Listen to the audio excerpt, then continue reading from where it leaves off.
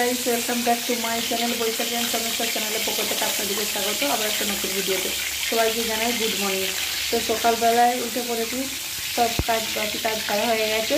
করবো পেঁয়াজ নেই, পেঁয়াজ করতে বলছিল, তো আলুগুলোকে গোল গোল কেটে বেসনে ডুবিয়ে বেসন করব। এখানে বেসনে দিয়েছি হলুদ, নুন আর কালো জিরে। এখানে তেল গরম করতে দিয়ে দিয়েছি, একে একে সব বেসনগুলো দিয়ে দিয়েছি, মানে আলুগুলো বেসনে ডুবিয়ে।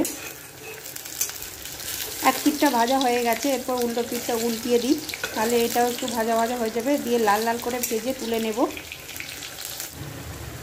লাল লাল করে খড়া খড়া করে ভেজে তুলে নিয়েছি, সব ভাজা হয়ে গেছে। এরপরে মুড়ি বাড়বো, মুড়ি বেড়ে নিয়েছি, মুড়ি আর এই চপগুলো দিয়ে সকালের মুড়ি খাবারটা হয়ে যাবে। তো খেয়ে নিই। মুড়ি খাওয়া হয়ে গেছে। এখানে কত থালা বাসন হয়েছে এগুলো ধুয়ে নিই। সব বাসন ধোয়া হয়ে গেছে। এখানে নিয়ে এসেছে একটা গোটা মুরগি, মানে ছাল সহ খাবে বলে। এখানে ঢালছে, মানে বালতিতে ঢেলে দেওয়ার পরে। কিন্তু আমরা ভেবেছিলাম যে জবাই করবেনি, কিন্তু এখানে জবাই ছাড়া মুরগি দিবে না। রক্ত ওইটা দিয়েই তো পালকগুলো ফেলে দিতে পারবে। এখানে জল গরম করে নিচ্ছি।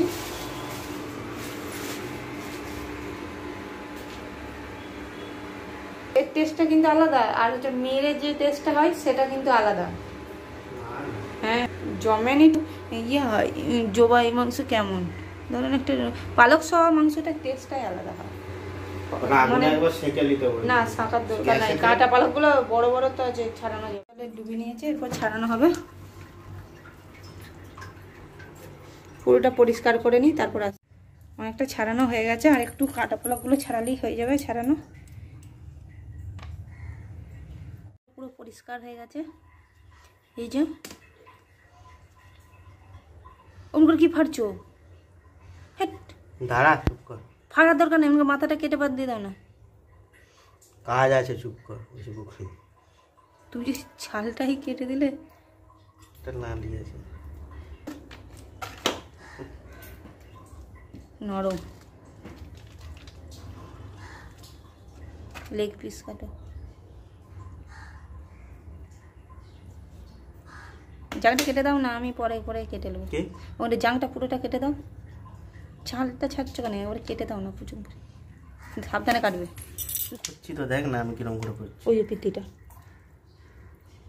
পুরোটা ভুঁড়িটা বার করতে চলে আসে না। ভুঁড়িটাই তো বার করছি আমি, দেখতে হয় না। হাতটা পুরো কাঁপছে।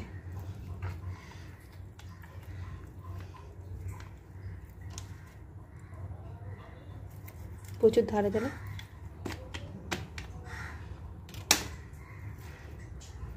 পুরো ভুঁড়িটা বার করো। ওইটা কেন আনছো? পুরো ভুঁড়িটা টানো, পুরো হাতটা ঢুকাও।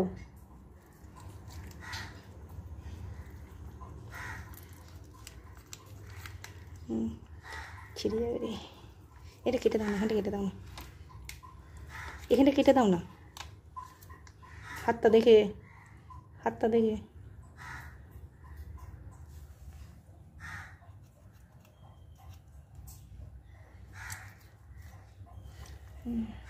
এখানটা কেটে হয়ে যাবে।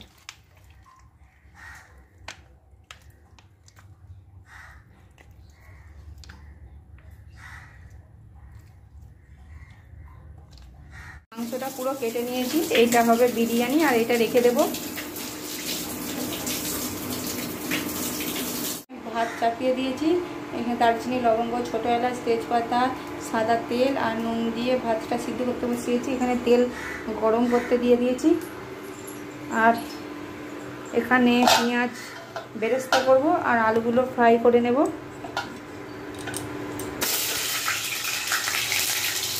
আলুগুলো ভেজে নেব। ভাতটা 90% সিদ্ধ করে নিয়েছি। বেরেস্তা ভাজবো, আলুটা ভাজা হয়ে গেছে। এটা বেরেস্তা ভেজে মশলা দিয়ে চিকেনটা কষে নিচ্ছি। প্রথমে পেঁয়াজ তেল দিয়েছি, তারপর পেঁয়াজ দিয়েছি, দিয়ে মাংসগুলো দিয়ে একটু ভাজা ভাজা করে নিয়েছি। তারপরে আদা রসুন পেস্ট আর জিরে গুঁড়ো, ধনে গুঁড়ো এগুলো দিয়েছি। তারপর হলুদ গুঁড়ো, নুন, কাশ্মীরি লঙ্কার গুঁড়ো, অল্প পরিমাণে চিনি আর চিকেন মশলা দিয়ে দিয়েছি। এগুলোকে দিয়ে ভালোভাবে কষে নেব। আলুগুলো দিয়ে দিয়েছি, বড় বড় আলু।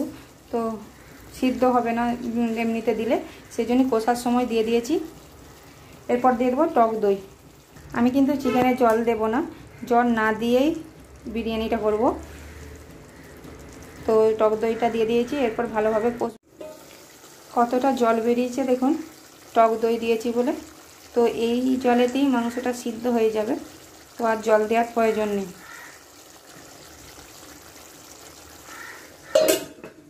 বিরিয়ানি মশলা দিয়ে দিয়েছি, আর এখানে দুধেতে জাফরান ভিজিয়ে রেখেছি। সিদ্ধ হয়ে গেছে, কালারটা দেখুন বিশাল এসছে। চিকেনটা হয়ে গেছে, এরপর ভাতগুলো দিয়ে দেবো উপরে।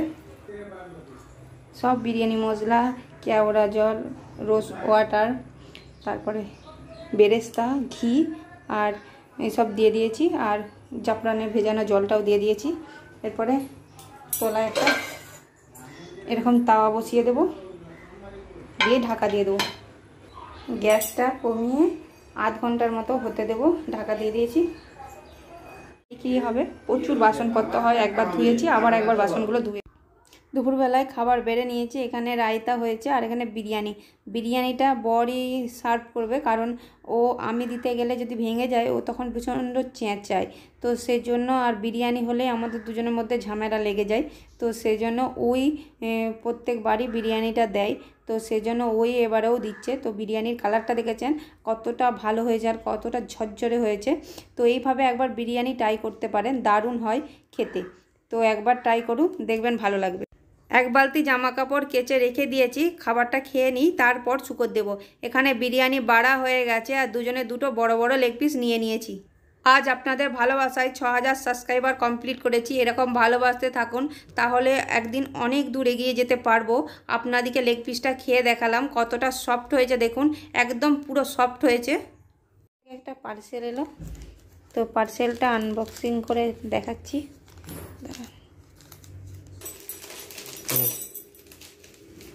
বড় গিফট দিল,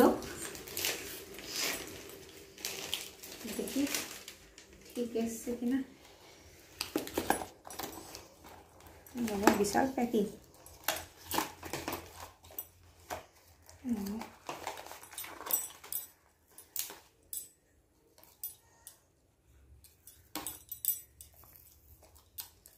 এটা আসার কথা ছিল তো 24 তারিখে। বিশাল প্যাকিং।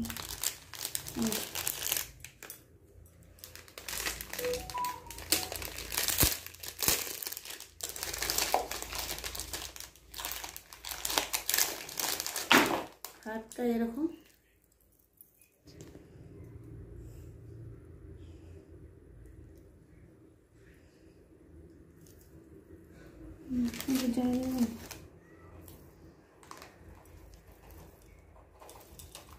কাটবে, এখনই কাটে দিতে হবে।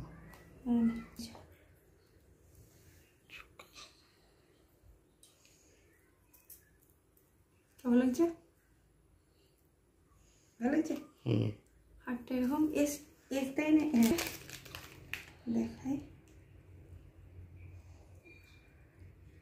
আচ্ছা,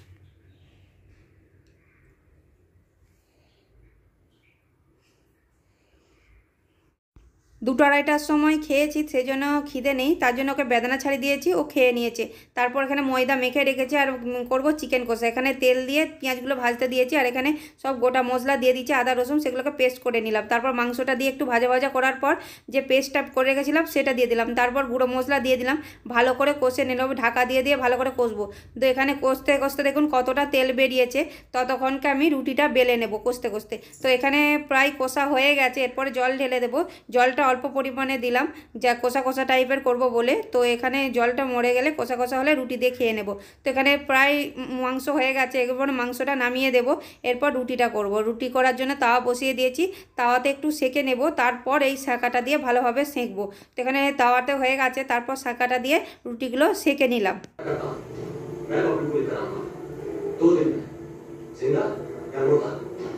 রুটি হয়ে গেছে,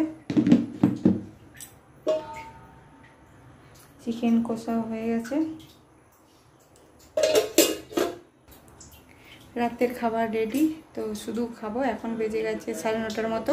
তো আজকের ভিডিওটা এই পর্যন্ত। আপনাদের যদি ভালো লেগে থাকে তাহলে লাইক, কমেন্ট, শেয়ার আর সাবস্ক্রাইব করতে ভুলবেন না। আজকের মতো টাটা। আপনারা ভালো থাকুন, সুস্থ থাকুন। সবাইকে জানাই গুড নাইট, শুভরাত্রি। আবার দেখা হবে অন্য কোনো ব্লগে।